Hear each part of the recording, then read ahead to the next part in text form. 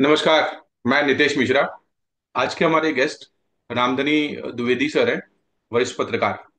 तो आज का जो टॉपिक डिस्कस करने आए हैं, जो मेन टॉपिक वो है, जो प्राइम मिनिस्टर मोदी की जो आरएसएस हेडक्वार्टर में नागपुर में विजिट थी कल की, उसके ऊपर जो स्पेकुलेशंस ओपोजिशंस की तरफ से आई है कि जिस तरीके से कि थर्ड टर्म में एक विजिट है और एक अल्टरनेट लीडरशिप जो है वो तैयार करने की कोशिश की जा रही है।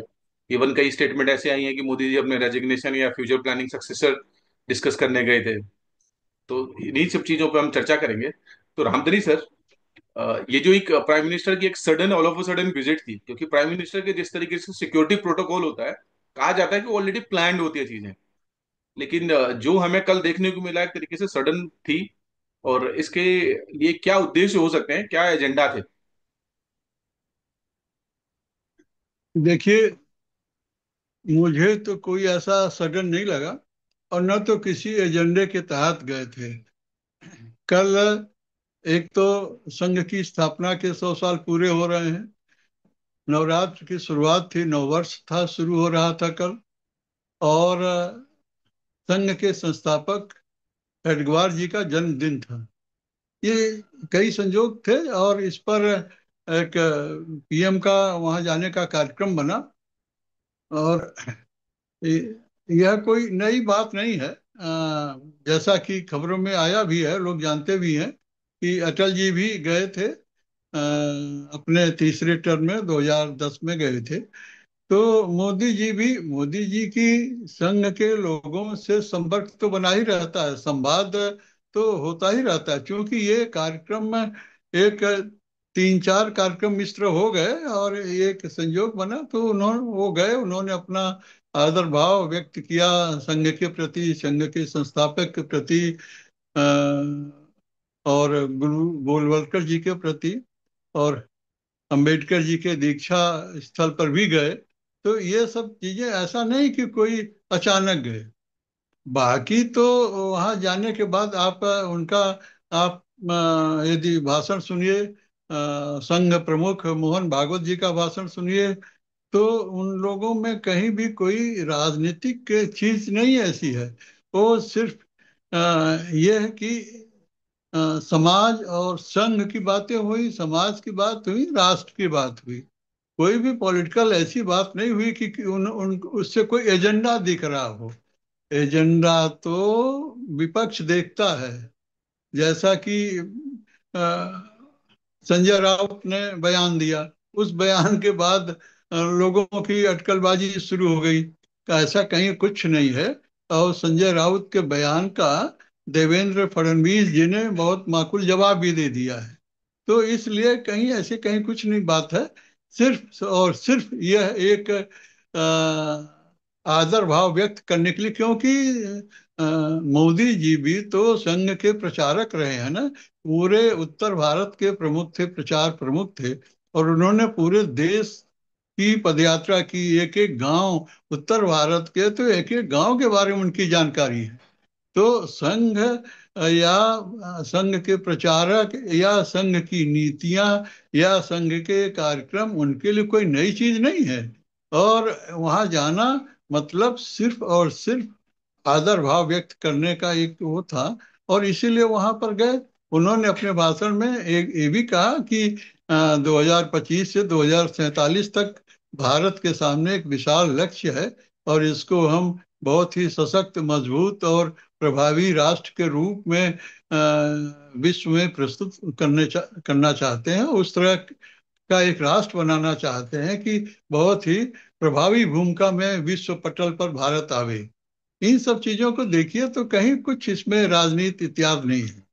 बाकी तो मीडिया में जो बातें उछलती हैं, जो लोग तरह तरह की चर्चाएं करती हैं, वो सब आप लोग भी जानते होंगे और पढ़ने वाले भी जानते हैं। ये प्लांटेड चीजें होती हैं। इनका कोई कोई गंभीर महत्व तो नहीं है, वरना तो इसे लिया जाना चाहिए। इसे एक सामान्य, चूंकि संघ जो है, संघ मोदी जी के निर्माण में संघ का बहुत, या यूं कहिए कि सर्वस्व योगदान है। आज जो मोदी जी हैं वो संघ की निर्मित हैं।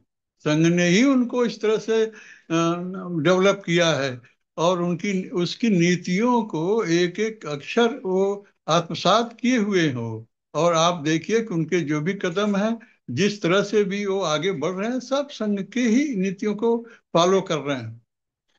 तो उस संघ मुख्यालय जाना, इसको किसी भी आश्चर्य की बात नहीं लिया जाना चाहिए। 2014 में जब वो पहली बार चुने गए प्रधानमंत्री, तो इसके पहले जब चुनाव अभियान शुरू हो रहा था तो भी वो गए थे। 2013 में गए संघ मुख्यालय बैठक करने के लिए संघ पदाधिकारियों के साथ, और फिर गए वो। ये कहना कि 10-11 साल क्यों नहीं गए, इसका कोई मतलब नहीं है। संपर्क तो बना हुआ, आयोजन कोई होता इस तरह की चीज तो जाते ही जाते।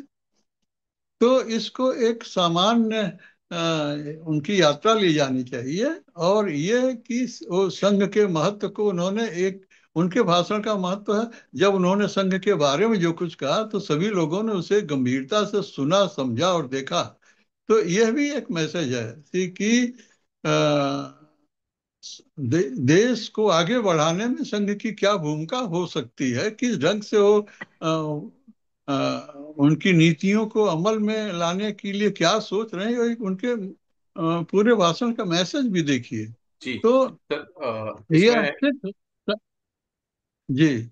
जी सर, कुछ लोग इसको इस तरीके से जोड़ के भी देख रहे हैं, जिस तरीके से 2024 के इलेक्शन में संघ के ऊपर जो कमेंट किया गया था, बेसिकली बीजेपी अध्यक्ष जो जेपी नड्डा थे, कि संघ की हमें जरूरत नहीं है, उससे भी जोड़ के देख रहे हैं। और एक कहीं ना कहीं एक बीच में गैप था। तो कुछ लोग ये देख रहे हैं कि उन चीजों को फिल करने के लिए भी ये एक मीटिंग थी, ताकि टॉप लीडरशिप लेवल पे जो भी चीजें हैं, मिसअंडरस्टैंडिंग है, वो चीज सॉर्ट आउट हो सके। देखिए, नड्डा जी ने जरूर चुनाव के दौरान ये बयान दे दिया था कि अब हम लोग मजबूत हो गए हैं, हमें किसी सहारे की, किसी सहयोग की जरूरत नहीं है, हम समर्थ हैं कुछ करने के लिए। लेकिन उसका उसका मतलब लोगों ने ये निकाला कि वो संघ, वो ये कहना चाहते हैं कि बिना संघ के भी वो चुनाव जीत कर या सत्ता में आ सकते हैं। ऐसा है नहीं। संघ और भाजपा, इसको राजनीति को जानने वाले खूब अच्छी तरह जानते हैं कि बयान चाहे पॉलिटिकली करेक्ट होने के लिए या पॉलिटिकली उद्देश्य से या किन्हीं हल्के कारणों से मूड में कोई बयान इस तरह भले दे दे, लेकिन न संघ भाजपा से अलग होने जा रहा है, न भाजपा संघ से अलग होने जा रही, न दोनों एक दूसरे के बिना मैं यूं कहूं कि अस्तित्व भी नहीं होगा, ये भी मान लीजिए। भाजपा की पूरी ताकत संघ के कार्यकर्ता, संघ के स्वयंसेवक हैं। नड्डा जी चाहे जो कहें, लेकिन चुनाव में ये जरा सा संघ ऐसा कर लेगा। जब भी चुनाव आते हैं और किसी तरह के ऐसे बयान आ जाते हैं, तो एक, देखिए, जो राजनीतिक रिपोर्ट करने वाले जर्नलिस्ट हैं, उनके लिए तो कुछ सामग्री चाहिए ना। एक वाक्य मिल गया। उन दिनों भी उनके, नड्डा जी के बयान को लेकर खूब चर्चा हो रही थी, इस तरह से कि वो संघ को अलग कर दे रहे हैं, और ऐसा बयान दे रहे हैं लगता है संघ भाजपा में मनमुटाव है। आज भी देखिए वो चीज लोग उस बयान से जोड़ के दे रहे हैं कि मोदी जी वहां सफाई देने गए या आपस में किसी तरह का मिसअंडरस्टैंडिंग है तो उसको दूर करने गए। कहीं ऐसा कहीं कुछ नहीं है। संघ और भाजपा, भाई भाजपा संघ से ही बनी है। जो लोग ये जानते हैं भाजपा का निर्माण कैसे हुआ, वो जानते हैं कि संघ के लोग ही आकर के राजनीतिक एक उन्होंने अपना मंच बनाया। वो भाजपा के ही जनसंघ जिसको कहते हैं, बाद आज भाजपा का नाम हुआ जनसंघ बनी। तो और आज भी जितने भी बूथ लेवल पर चुनाव के दौरान कार्यकर्ता काम करते हैं भाजपा के, वो सब संघ के स्वयंसेवक होते हैं। और इसी ताकत के बल पर भाजपा 2 सीटों से लेकर के 3 टर्म तक सत्ता में रहने की स्थिति तक आ गई है। ऐसा नहीं है कि संघ जो है वो भाजपा से दूर जा रहा है। कभी कभी इस तरह से बयान आ जाते हैं, और उन बयानों को बहुत गंभीरता से नहीं लेना चाहिए। और यदि बयान के कारण से कोई आपस में गलतफहमी फैलती है तो उसको ये लोग, ये सुलझे हुए लोग हैं, आपस में बैठ के उसको सुलझा लेते हैं और एक निराकरण निकल आता है। कहीं ऐसी कोई बात नहीं है कि संघ, और मैं जो समझता हूँ भाई, कोई बहुत बड़ी चीज हो तो हम नहीं कर सकते, लेकिन ऐसा दिखता नहीं कि संघ को, भाजपा को जानने वाले जानते हैं कि इसको गर्भनाल संबंध कहते हैं। ये संबंध जब तक ये दोनों संगठन है खत्म नहीं होना।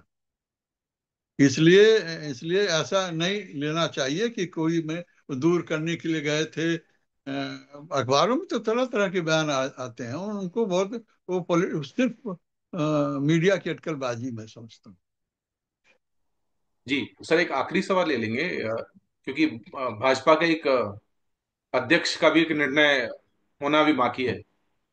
तो क्या इस चीज से रिलेटेड कोई डिस्कशन हो सकती है कि संघ प्रमुख और प्रधानमंत्री लेवल में जो एक सीनियर लीडरशिप लेवल में जो एक समन्वय बिठाने की भी एक कोशिश है लीडरशिप लेवल में, तो क्या ये एक हो सकती है कि एक डायरेक्शन जिसपे चर्चा हुआ हो? भाई ये तो निश्चित है कि नड्डा जी को अब नहीं रहना है, 2 टर्म रह चुके हैं वो। तो अप्रैल में भाजपा अध्यक्ष का चुनाव होना है। निश्चित रूप से कोई नया व्यक्ति आएगा। जो अभी तक की स्थितियां हैं, तीसरे टर्म में अभी तक तो कोई लगातार बना नहीं है भाजपा का अध्यक्ष। ये हो सकता है क्योंकि भाजपा अध्यक्ष बनने में भी संघ की सहमति रहती है और पूरी सहमत रहती है। हो सकता है कि संघ प्रमुख और प्रधानमंत्री जी मिले हो तो इस पर चर्चा भी हो। तो कोई इस तरह की चर्चाएं बाहर थोड़ी ना आती हैं, कोई बताए थोड़ी जा रहा है कि हमने किसके किसके नाम पर चर्चा की या कौन बनाया जा रहा। और भाजपा के पास बहुत लोग हैं जो अध्यक्ष बनने की काबिलियत योग्यता रखते हैं और बने भी हैं, इसमें ढेर सारे लोग हैं। हाँ, कई नाम भी आ रहे हैं। तो ये हो सकता है कि इस पर चर्चा हुई हो। और अप्रैल में क्योंकि एक ही महीना या थोड़े दिन रह गए हैं अध्यक्ष बनने के लिए, तो इस पर चर्चा हो, किसी नाम पर सहमत भी हुई होगी। लेकिन यह एक जो डेमोक्रेटिक तरीका है पार्टी का, भाजपा का अध्यक्ष चुनने का, उसी तरीके से चुने जाएंगे। और निश्चित रूप से संघ की सहमति होगी और उन जो भी व्यक्ति चुना जाएगा उस पर संघ का उसको समर्थन मिलेगा। अ, सर, आपको क्या लगता है भाजपा में इस जो प्रोबेबिलिटी आने वाली प्रेसिडेंट की है वो किसकी हो सकती है? क्योंकि अब कुछ देखिए नाम जो स्पेकुलेटिव हैं वो, जिसमें शिवराज भी हैं, स्मृति ईरानी भी थी पीछे। अब देखिए जिन जिन लोगों ने संगठन के काम किए हैं, संगठन का अनुभव जिनको है, वो उनमें से कोई नाम आएगा। और जो मैं बार बार कहता हूँ, ये जो शिवराज सिंह चौहान या स्मृति ईरानी या जो भी 2 4 नाम आ रहे हैं, उन नामों को मैं भी जानता हूँ किसका नाम लूं कि इनको बनाया जा सकता है।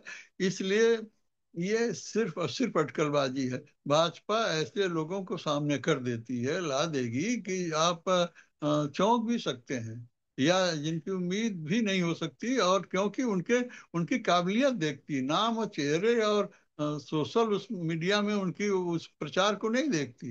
वो देखती है कि कौन हमारी नीति को अच्छी तरह इम्प्लीमेंट करा देगा, कौन संगठन को मजबूत रखेगा, कौन संगठन का विस्तार कर सकेगा। क्योंकि यही संगठन तो आने वाले चुनाव में, अभी 2 चुनाव सामने हैं उनकी विधानसभाओं के, तो उसमें तो इन्हीं की भूमिका रहेगी ना। इसलिए किसी एक का नाम लेना उचित नहीं है। अब देखिए कि किसको कर सकते हैं, कैसे कर सकते हैं।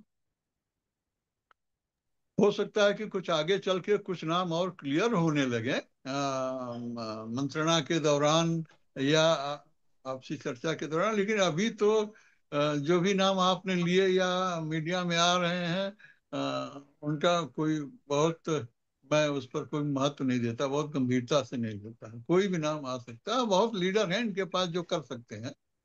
जी। जी सर, हमें समय देने के लिए बहुत बहुत धन्यवाद। आज के इस प्रोग्राम को हम यही समाप्त करते हैं। धन्यवाद।